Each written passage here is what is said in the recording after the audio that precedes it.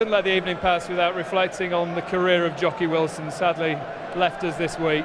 You played him on a number of occasions. What was it like to face the man? Well, he was such a character, Dave. When you talk of raw talent, he had the rawest talent of all. I mean, I look so young there, I can't believe it's me. 95, the match play. Yeah, he gave me a bit of a whopping there that night, the Monday night, I'll never forget it. But he was an unbelievable character, an unbelievable dart player. He used to flick the dart and it used to go in. I mean, a double world champion and a credit to the game on his form. Do you remember that night well?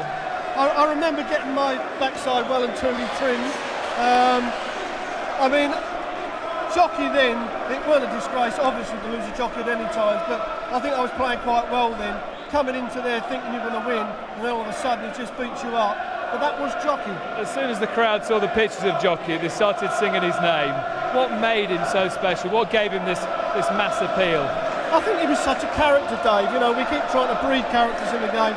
Jocky had that automatic character in him, along with Eric and Alan Evans, and he was in that era with Eric and Evans and a few of the others and Cliff Lazarenko. They were all massive characters, larger than life. And let's not forget, they were household names back in the 80s, you know, as big as golfers, football and snooker players were.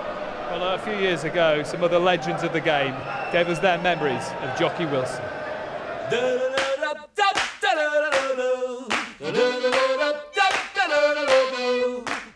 I think it would take his countryman, Robert Louis Stevenson, maybe Norman Mailer and Enid Blyton to encapsulate the phenomenon that was John Thomas Wilson.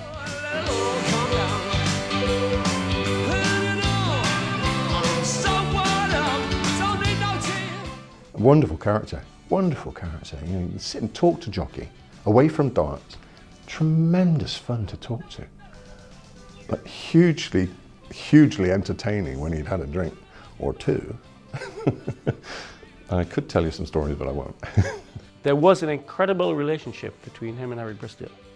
You could tell that Eric thought the world of Jocky, but it wouldn't stop Eric encouraging Jocky in the practice room before the play to have another one.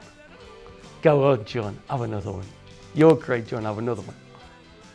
And he would try and wind up Jocky, but Jocky was unwindable up. So they had great games together. He was a brilliant player to play against.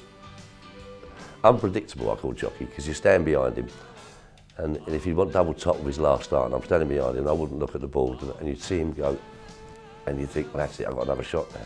And you'd hear the caller go, game, and you think, how the bloody hell did that go in? Because his body used to move and everything. And you'd look up and it was right in the middle of the double top.